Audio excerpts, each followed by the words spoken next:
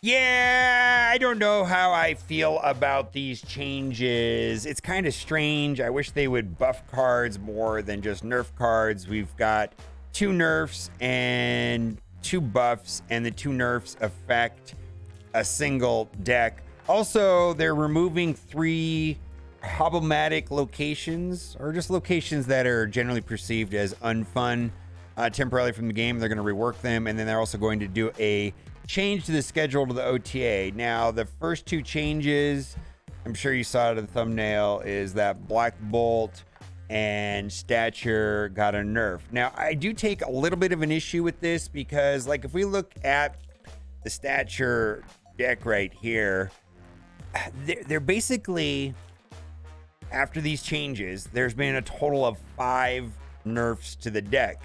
Chantress went from 4-6 to 4-5. Rock Slide, same. Stature got dropped a point. Black Bolt got dropped a point. And more significantly, or I don't know if more significantly, but significantly enough, the changes to Wave make it so that Spider-Man and Stature can't be played on turn 6 for 1 cost. They now cost 4.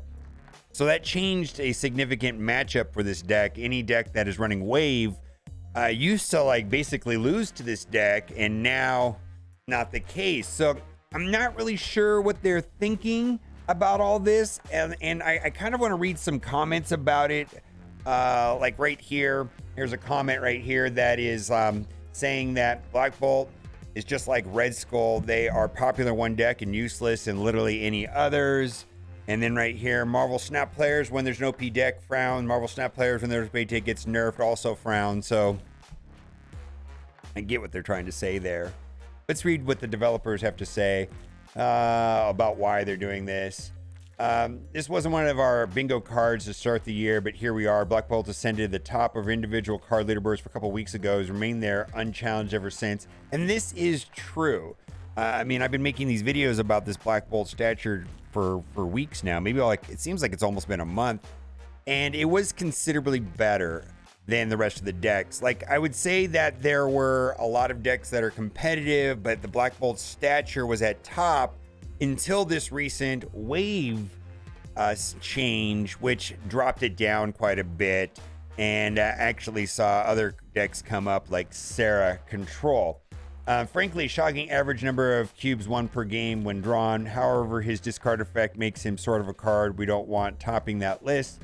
Further, as the deck he was fielding also has been quietly outperforming the field by margin as high as Shuri and Thanos in their prime. While its gameplay may feel more fair, has almost no bad matchups, and that's mostly because Black Bolt Stature they don't care about like Enchantress and Shang-Chi, right? So I don't know if I wonder if this deck is just like obliterated or if it's still playable. Since the metagame hasn't shifted to efficiently contest the deck, we decided Black Bolt's day in the sun is over. And I don't know if that's true. Like, I feel like since the Wave changes, this deck was largely curbed a lot, but maybe I'm wrong. Stature, same.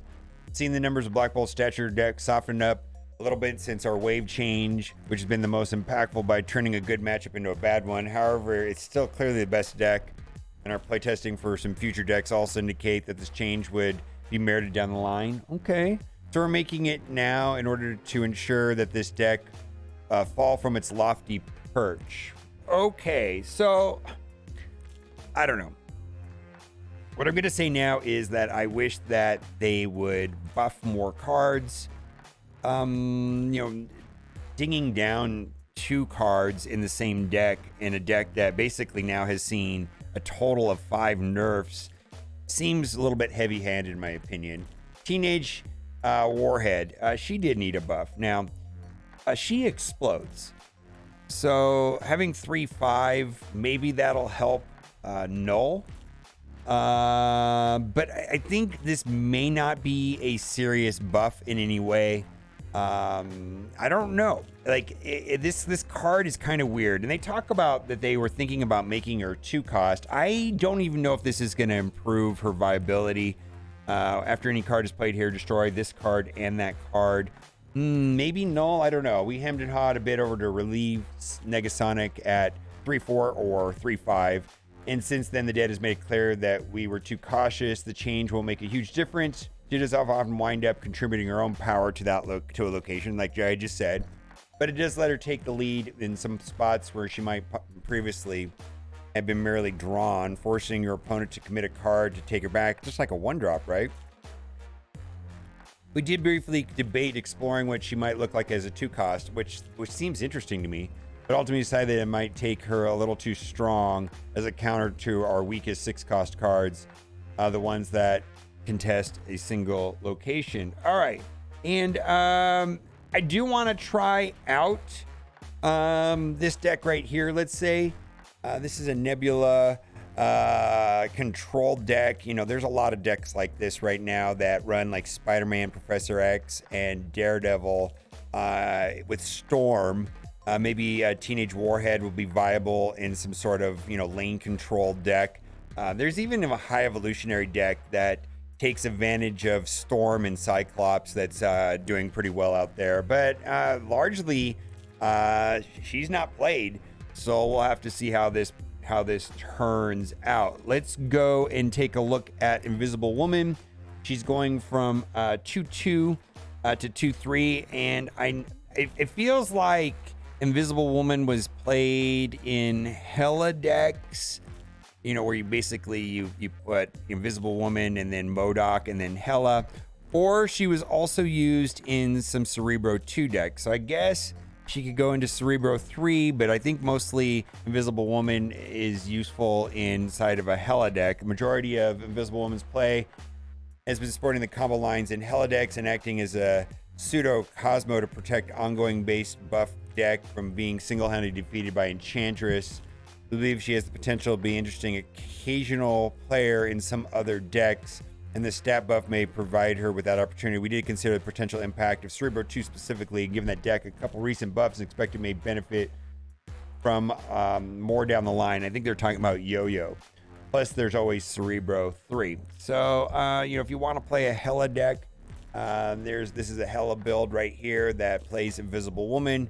I think that's interesting. I'm not a big fan of Hella overall. I'm also not a big fan of Cerebro decks, and I'm not a big fan of Invisible Woman, but maybe these changes will get me out of my boomer ways, and I'll try some new stuff, right? Okay, location changes. So there are locations that I think locations can be disruptive to both players, and generally there are locations that people just don't like playing with. And so they're basically going to remove, not limit, but remove the following 3 locations, which are newer locations: Plunder Castle, Milano, and Sandbar. And they're saying they're taking back to design. We'll be finding brand new effects to implement for each one. Then we'll reintroduce them to game. We're not 100% sure what that'll look like yet, but you can expect them to return in the next few months.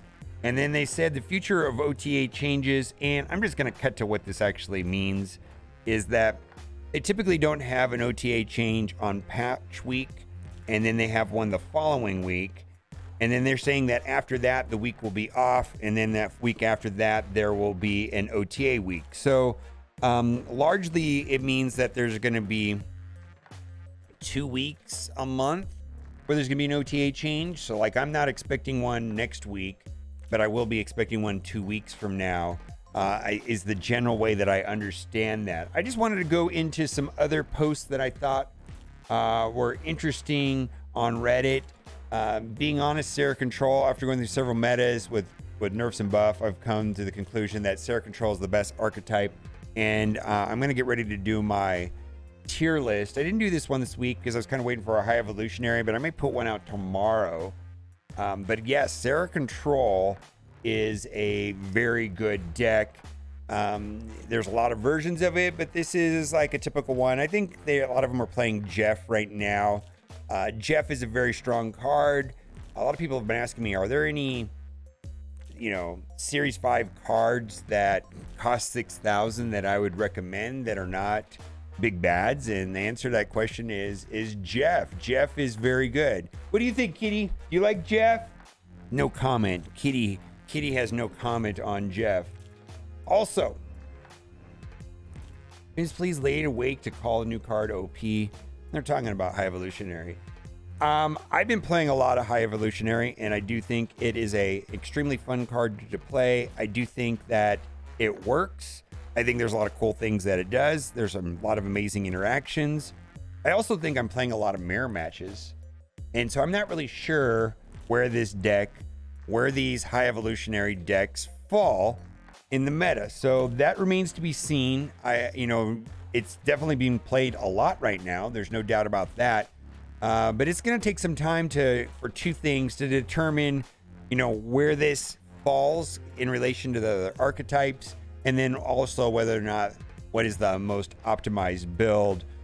Personally, I have been enjoying a wave build. Makes a lot of sense to me, the wave build. We've got it right here on the screen. Wave synergizes well with Hulk, Cyclops, Misty Knight, Sunspot, because when you play wave on 5, you're not spending all of your energy, and then on turn 6, you're also not spending all of your energy. And wave definitely shuts down a lot of decks. I did make a video about this deck, but wave seems like a no-brainer in a High Evolutionary. Absolutely a lot of fun. The best thing about High Evolutionary is that iconic to see characters like Hulk, Cyclops, and Thing in the game for sure. Cyclops feels like he does something and he's impactful. I think Hulk is probably my favorite modified card with High Evolutionary. There's nothing better than a 18, 20, 22 power Hulk just smashing the ground. He feels truly like Hulk, like amazing. And then so does Cyclops. Cyclops is so amazing.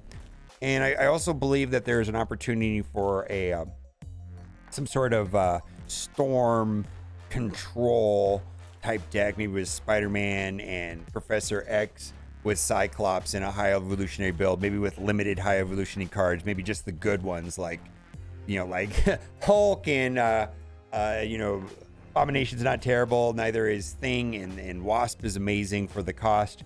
But placing Cyclops behind a storm is very, very good. And I think that Wasp just, a 0 for a 0/3 potentially, and also reducing maybe the cost of Abomination by 2 seems very, very good. Abomination is not as good as I initially thought. I thought he was going to be a lot better. He's still very good. I mean, very often you're paying from 2 or 3 for 9 power. That's not terrible. Thing effectively oftentimes is 9 power. Lukewarm about Shocker, and Misty is good too. She's often spitting out 2 energy, which is kind of fantastic when you're skipping a turn. So, like playing her on turn 2 with Wasp, or trying to get out Sunspot and Misty at the same time. It's pretty good. I do like the deck a lot. I'm just glad that Cyclops can now shoot other cards. And then lastly, I don't know what this is, but I got to give this guy props for making this. And I guess that it just builds and builds, and they keep adding things to it. They've got the Ms. Marvel flipping off. We've got the Monopoly Man. We've got the Microsoft helper. Says, it looks like you're trying to win the game of Snap. Would you like help? Yes or no? We got a reverse Uno card. We've got Wall-E, and what is going on here? And Horny Jail? Only sexy variants can be played here. Playing Jeff here gets you arrested.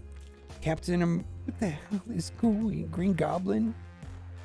I guess it's just going to get bigger and bigger and bigger and bigger. I think it's hysterical. Let me know what you think in the comment section about all these buffs, nerfs. I wish they would buff cards, man. Why do they have to nerf cards so much? We're going to all be playing like Quicksilver.